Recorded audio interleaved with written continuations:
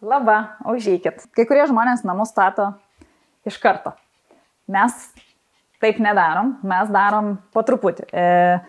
Aišku, finansai vienas dalykas, gal paskolų neimam, dėl tų baldų, sakykime, kitas dalykas, bet ir turim labai fainą baldininką Darių iš Balzenos iš Utenos, kuriam patinka tokie projektai. Aš sakau, jos nesąmoningi projektai, dėl to, kad aš prisigalvoju visokių nesąmonių, nes man yra žiauriai įdomu išgyventi poreikį. Tai reiškia, kad kai aš kažką tai darau, aš galvoju, kad va šitas dalykas būtų faina, aš tą poreikį išgyvenu ir tada aš pasakau, Dariu yra taip ir taip, kai ką čia galima būtų padaryti. Ir tada Darius arba randa sprendimus, arba mintis padėlioja, ar dar kažką, ir jam negaila būna atvažiuoti, pabendrauti, pasibraižyti, pakalbėti ir taip žiauriai dėl to džiaugiuosi.